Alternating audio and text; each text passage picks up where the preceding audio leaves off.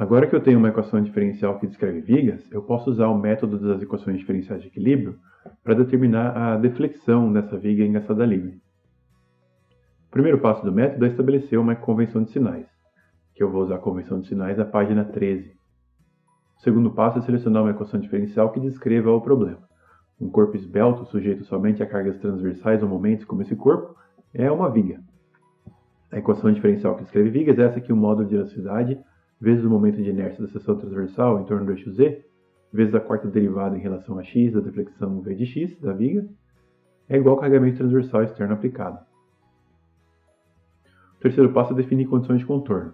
Nessa viga engaçada livre, o que eu conheço a priori no contorno, que são os pontos A e B, é que a flecha e a rotação são zero no engaste, que o momento na extremidade livre é zero, e que o esforço cortante é igual a essa carga vertical externa aplicada a F.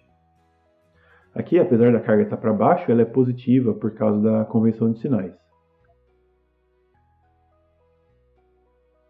O carregamento externo é tudo que é aplicado no domínio do problema. Nesse caso, esse carregamento é zero. Veja que a carga F não faz parte do carregamento externo Q de x, porque ela está aplicada no contorno da viga e não no domínio. Aqui eu tenho uma equação diferencial de ordem 4 e 4 condições de contorno. Para resolver, basta integrar a equação diferencial. Integrando uma vez, eu chego na expressão do esforço cortante, que é a integral de zero, que dá uma constante. Integrando mais uma vez, chego na expressão do momento fletor, que é a integral de C1 mais uma constante. Integrando mais uma vez, chego na expressão da rotação da viga em torno de Z, θz, que é a integral de C1 vezes x mais a integral de C2 mais uma constante.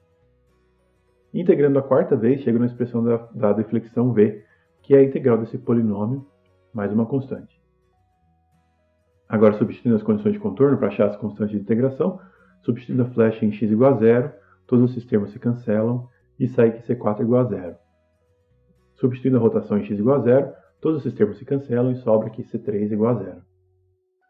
Substituindo o esforço cortante em x igual a L, dá C1, que é igual a F, então C1 é igual a F. E substituindo o momento fletor em x igual a L, que é igual a zero, sai que C2 é igual a menos FL. Substituindo essas constantes de integração de volta, eu tenho as equações finais, que o esforço cortante é uma constante ao longo de toda a viga, o momento fletor varia linearmente com x, a rotação é esse polinômio de ordem 2, e a flecha tem essa expressão.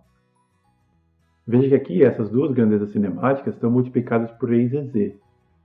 A rotação física em radianos é essa expressão dividida por E e Z. A flecha física em metros é essa expressão dividida por E e Z. E aqui eu fiz os diagramas de esforços internos, rotação e flecha para essa viga. Nesse caso são simplesmente a expressão de polinômios contínuos. Como a gente viu, o esforço cortante é uma constante igual a mais F e o momento fletor é uma reta crescente. Repare que o momento fletor satisfaz a condição de contorno de C0 na extremidade livre. Esse diagrama diz que a reação vertical no engaste é igual a mais F. De acordo com a convenção de sinais, carga positiva aqui do lado esquerdo quer dizer uma carga para cima. Então no engaste há uma carga positiva igual a F para cima. Isso satisfaz o equilíbrio de forças porque aqui a gente tem uma carga igual a F para baixo. Esse diagrama diz que o momento fletor no engaste é menos FL. Segundo a convenção de sinais, negativo quer dizer que esse momento está nesse sentido. Isso também satisfaz o equilíbrio da viga. A gente tem FL nesse sentido, e essa carga F vezes o braço L faz o momento FL no sentido oposto. Além disso, veja que a integral do carregamento externo, que é o esforço cortante, é a integral de zero, que dá uma constante, que aqui deu uma constante positiva. A integral do esforço cortante, que é o momento fletor, é a integral de uma constante positiva, que dá uma reta crescente. Tudo isso está matematicamente e fisicamente correto. Mas nós já tínhamos visto esforços internos em vigas. Vamos ver agora o que tem de novo nesse problema, que são grandezas cinemáticas. A primeira coisa é que dá para ver que a integral do momento fletor, que é a rotação da viga, é a integral de uma reta crescente que dá uma parábola com concavidade para cima. A outra coisa é que tanto a rotação quanto a flecha satisfazem as condições de contorno de C0 no engaste. A flecha é máxima na extremidade livre, que dá para imaginar, que a gente tem uma viga engaçada livre com uma carga na ponta. Dá para imaginar que a deflexão máxima vai ser mesmo na ponta. E não só esse valor máximo é negativo, mas a deflexão da viga inteira é negativa, que quer dizer simplesmente que todos os pontos da viga se deslocaram para baixo. Se deslocaram no sentido de menos y. A rotação é ligeiramente mais difícil de analisar. Veja que esse desenho exagerado da viga defletida, que fica mais fácil de ver que o ângulo θz, que é a tangente dessa curva, é negativo em qualquer ponto. E também ele é máximo na extremidade livre. Essa rotação máxima, que é negativa, é o que esse gráfico está indicando. E por fim, talvez você se lembre dessa análise que nós fizemos bem no começo do curso. Nós tínhamos usado essa interpretação da convenção de sinais, juntamente com a expressão dos esforços internos, para inferir como seria a deflexão de uma viga. Aqui de novo dá para fazer a mesma coisa. Esse diagrama de esforço cortante positivo diz que qualquer ponto dessa viga está sujeito a um comportamento como esse. E esse diagrama de momento fletor negativo diz que qualquer ponto da viga está sujeito a um comportamento como esse. A somatória dos dois efeitos indica que a viga deve ter se defletido dessa forma. E agora nós vimos que é isso que está acontecendo mesmo.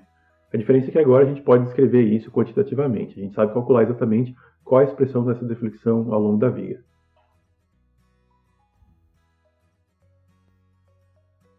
Mais uma vez, agora com essa nova equação diferencial envolvendo grandezas cinemáticas, é possível também resolver vigas hiperestáticas.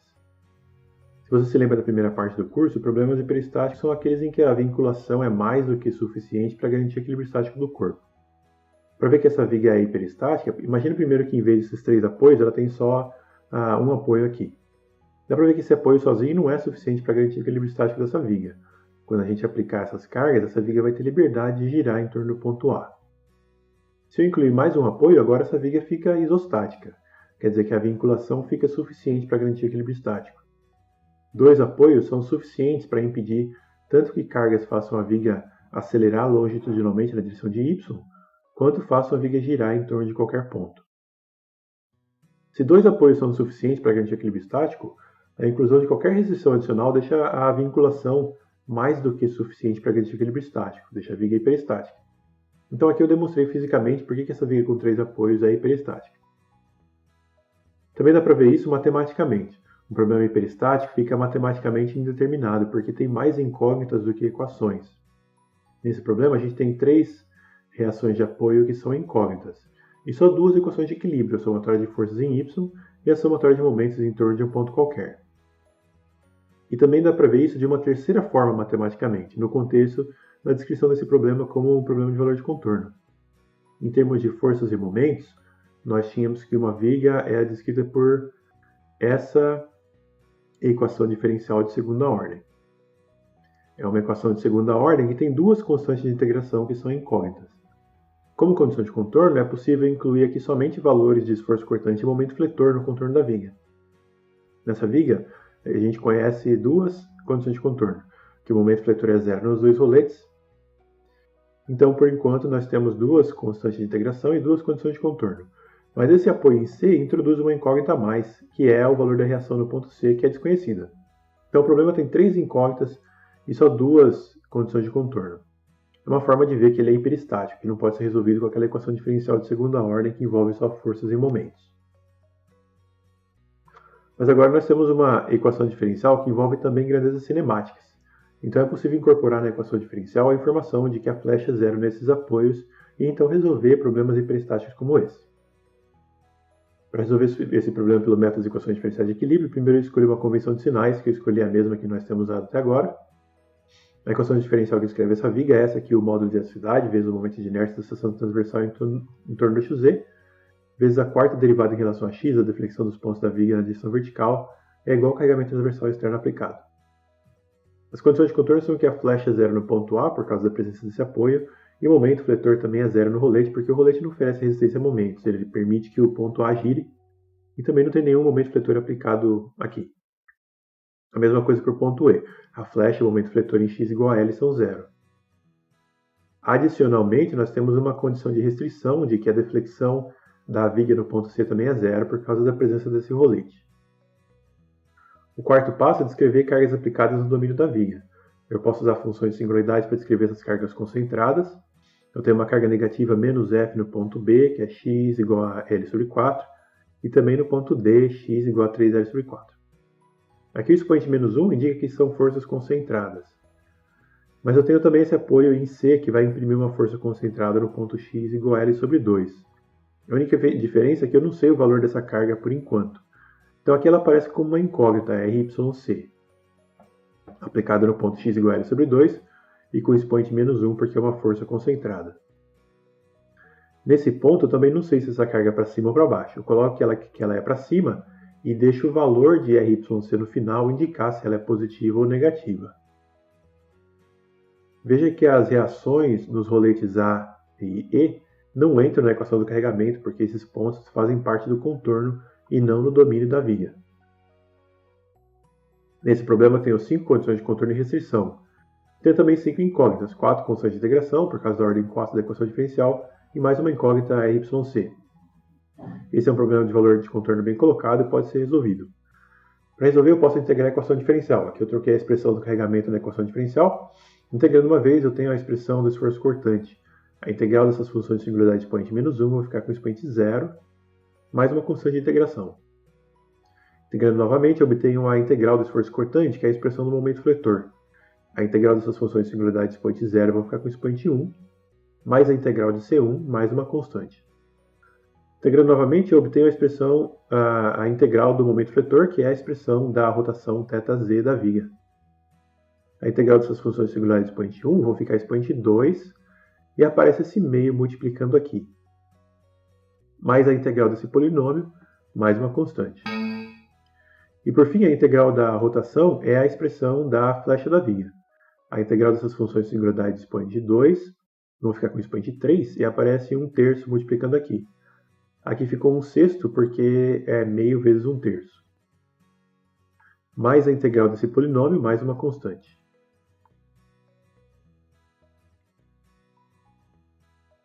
Agora eu posso substituir as condições de contorno para determinar as constantes de integração.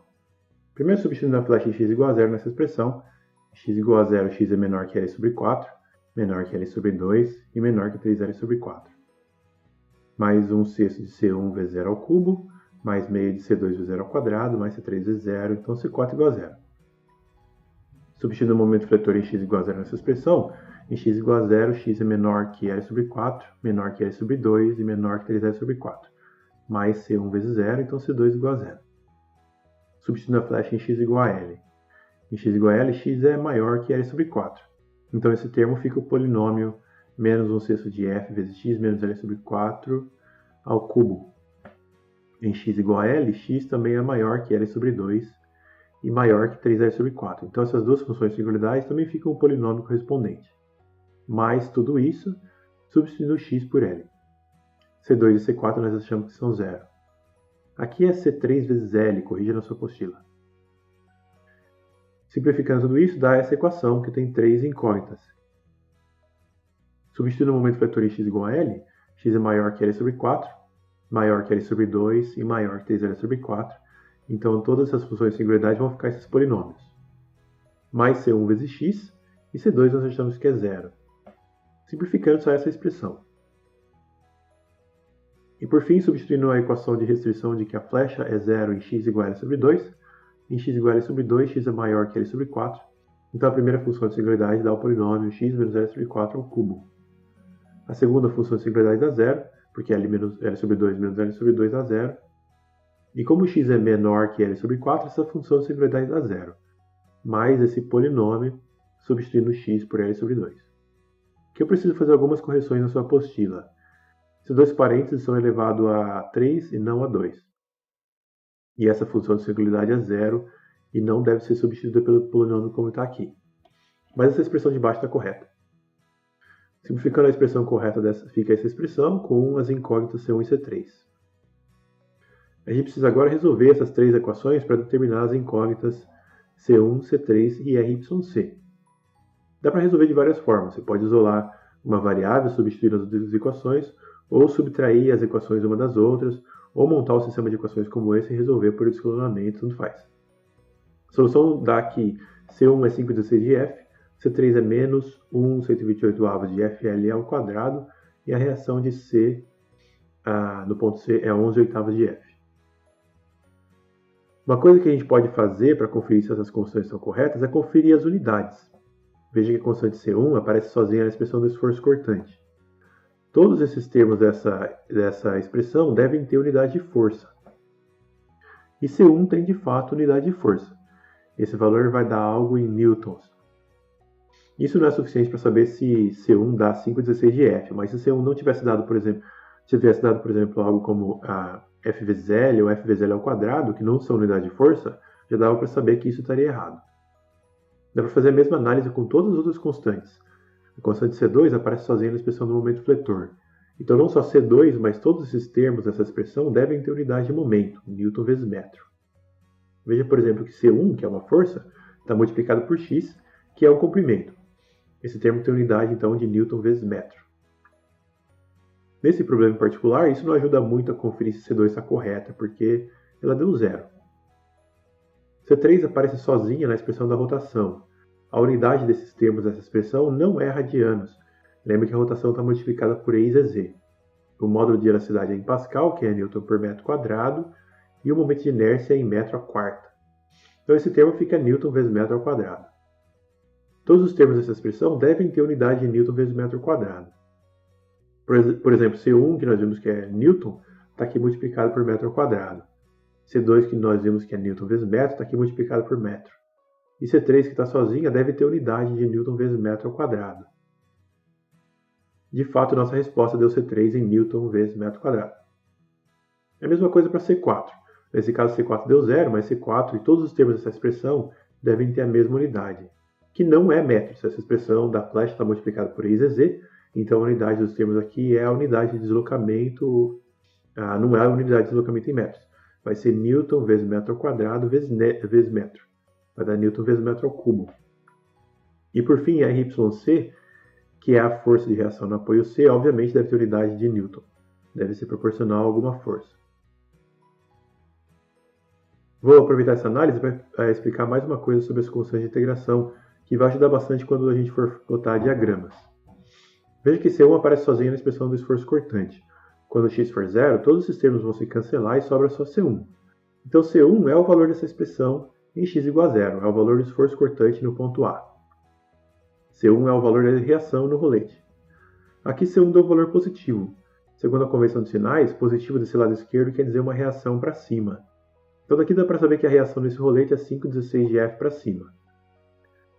C2 aparece sozinha na expressão do momento fletor. Quando x for zero, todos esses termos vão se cancelar e sobra só C2. Então C2 é o valor dessa expressão em x igual a zero, é o valor do momento fletor no ponto A. Aqui a gente tem um rolete que não resiste a momento e também não tem nenhum momento fletor externo aplicado, então C2 tem que dar zero mesmo. É a mesma coisa para C3 e C4. Essas constantes aparecem sozinhas na expressão da rotação em flecha, então C3 e C4 são o valor da rotação e da flecha no ponto A. A flecha em A é zero, porque é uma condição de contorno, então C4 deu zero mesmo. Já a C3 deu essa constante negativa, que quer dizer que a rotação da viga em A é negativa. Dá para imaginar isso. Se a gente imaginar o que acontece com essa viga sob duas cargas concentradas, ela defletiria algo assim, de forma que o ângulo em A fosse negativo. E aqui eu substituí as constantes de integração em reações em C para achar as equações finais. Para obter os diagramas desses esforços internos, rotação e flecha, você pode tanto fazer uma abordagem matemática quanto uma interpretação física do problema. A abordagem matemática é avaliar as funções de singularidade em intervalos. Em cada intervalo, a função de singularidade vai ser um polinômio contínuo e você pode avaliar quanto ele vale nos extremos do intervalo, onde ele tem pontos de extremo, se é uma reta, parábola, etc. Aqui eu fiz um exemplo disso com a expressão do momento fletor no trecho BC. No trecho BC, x é maior que L sobre 4 e x é menor que L sobre 2 e menor que 3L sobre 4. Então essa primeira função de singularidade dá esse polinômio x menos L sobre 4 elevado a 1 e essas funções de singularidade dão zero. Simplificando isso, a expressão do momento fletor no trecho BC dá esse polinômio, a expressão de uma reta decaindo por causa desse índice negativo. E eu posso avaliar quanto isso vale no ponto B, x igual a L sobre 4, e no ponto C, x igual a L sobre 2, que são os extremos do intervalo. Aí é só traçar essa reta entre esses dois pontos. E a interpretação física envolve ver onde o diagrama deve satisfazer condições de contorno, onde ele deve ter descontinuidades, qual a relação de integral e derivada entre as curvas, e às vezes até para olhar como as cargas são aplicadas e inferir como seria a deflexão e a rotação. Eu recomendo que você use sempre uma combinação dos dois.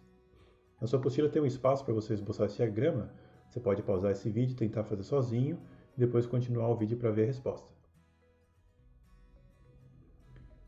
Vou tentar focar em esboçar os diagramas segundo a interpretação física do problema, porque essa parte é mais difícil de aprender sozinho do que a solução puramente matemática de separar e avaliar as funções de singularidade. A primeira coisa que eu posso fazer aqui é ver que o carregamento externo nos 4 trechos da viga é zero. Não há cargas distribuídas entre A e B, entre B e C, entre C e D e nem entre D e E. A integral do carregamento externo, que é zero, é o esforço cortante, que vai dar uma constante em todos os trechos. Essas constantes podem ser positivas, negativas ou zero. No primeiro trecho, eu já sei qual é o valor dessa constante. É C1, que é o valor do esforço cortante em A, que eu já tinha achado que vale 5/16 de F. Como o esforço cortante é constante nesse intervalo, ele vai ter que ser essa constante mais 5/16 de F no intervalo inteiro. No ponto B, a viga tem uma carga negativa F. Essa força concentrada impõe uma descontinuidade na expressão do esforço cortante. Aqui o esforço cortante vai ter um salto igual a menos F. Ele vem parar aqui num valor negativo, que é 5/16 de F menos F. Isso dá menos 11/16 de F. Como o esforço cortante é constante nesse intervalo, ele vai ter esse valor menos 11/16 de F no intervalo inteiro. Aí no ponto C, a gente tem outra força concentrada. Essa é a reação aplicada pelo ponto C. Nós vemos que a reação RYC é um valor positivo, mais 11/8 de F. Então, nesse ponto, o esforço cortante vai ter um salto de 11/8 de F. Ele vai de menos 11/16 de F para mais 11/16 de F. Essa diferença é a reação RYC. Esse é o valor de VY de x no intervalo inteiro, porque ele é uma constante.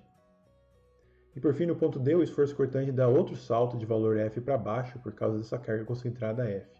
Ele vai de mais 11/16 de F menos F, e essa diferença vai para menos 5/16 de F. E vai ser uma constante nesse intervalo inteiro. Esse é o diagrama de esforço cortante nessa viga. Veja que aqui eu nem precisei olhar as funções de singularidade, usei só a interpretação física do problema. Além disso, eu sei agora, analisando o diagrama, qual é a reação no rolete E. É menos 5/16 de F. Segundo a convenção de sinais, esforço cortante negativo desse lado direito quer dizer uma carga para cima. Então, em E, eu tenho 5/16 de F para cima. Eu tinha visto que a reação em A é esse valor positivo, 5/16 de F.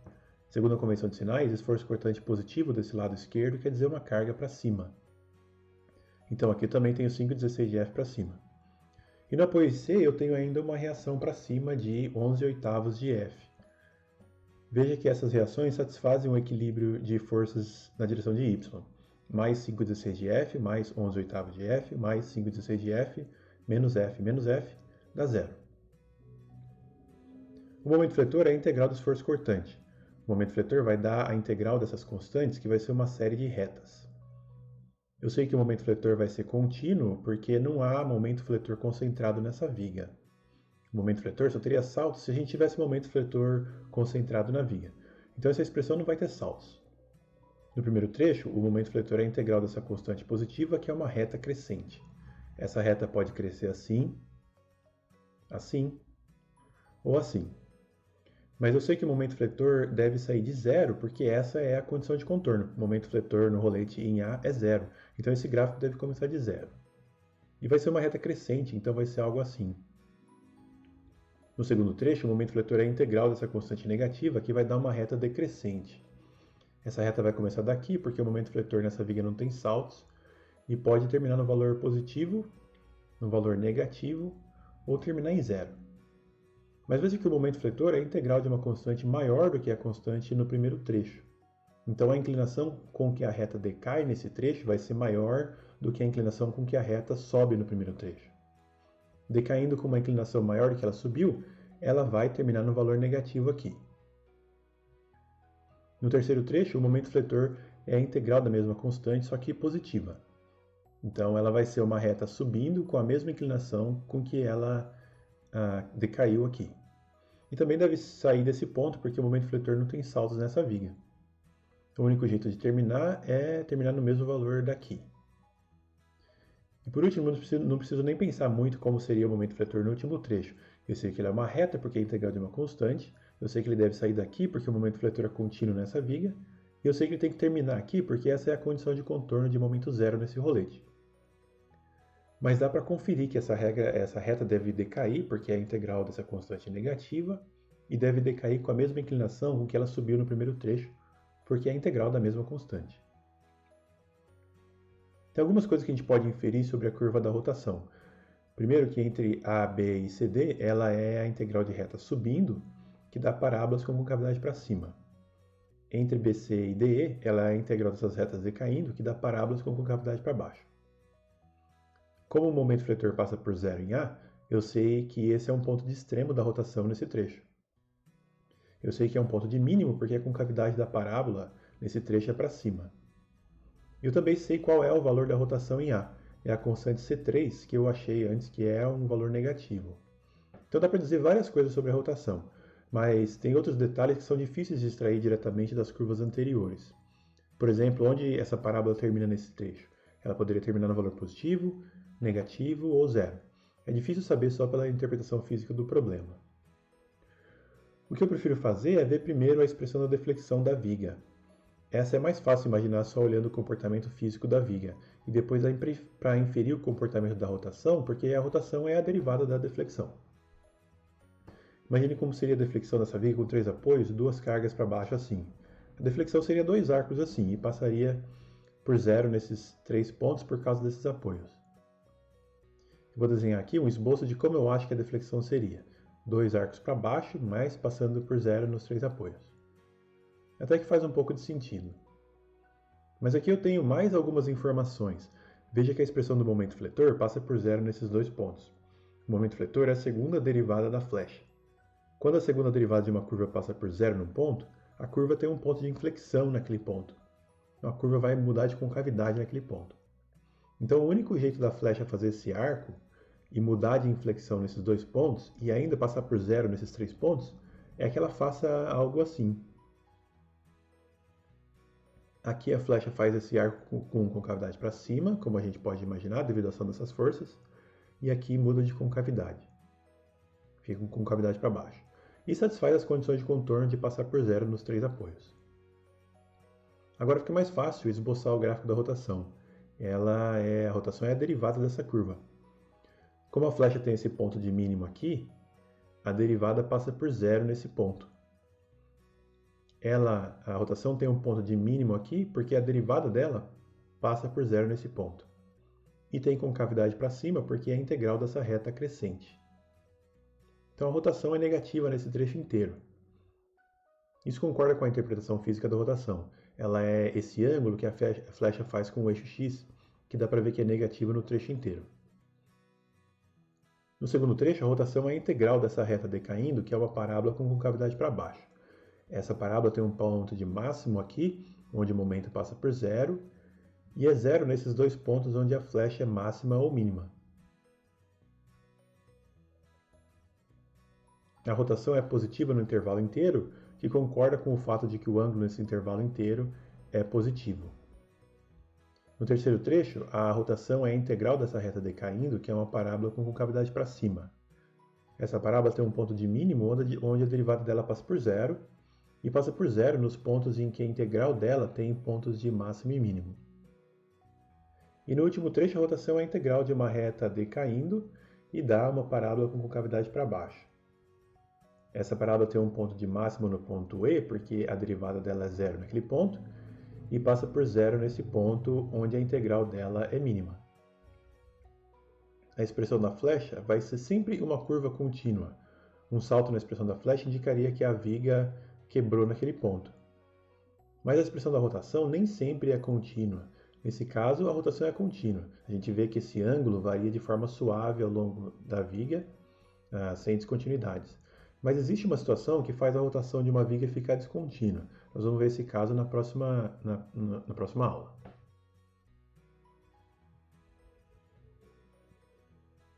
Esse exemplo 3 fica como exercício. É uma viga hiperestática e você pode acompanhar a solução dela pela apostila. Experimente também demonstrar que essa viga é hiperestática. Há pelo menos 3 formas diferentes de demonstrar isso.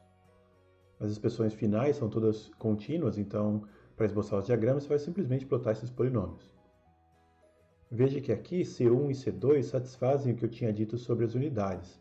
C1 é uma força ela aparece sozinha na expressão do esforço cortante, e aqui deu em unidade de força.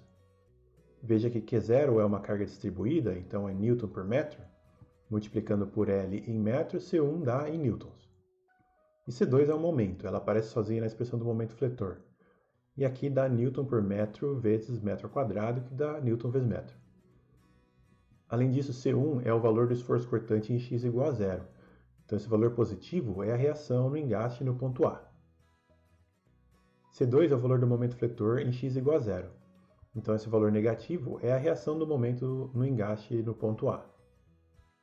Na sua apostila tem esse espaço para você esboçar esses diagramas. Você pode pausar esse vídeo e tentar fazer, e depois voltar aqui para ver a solução. De novo, eu vou focar mais na interpretação física do problema para plotar os diagramas.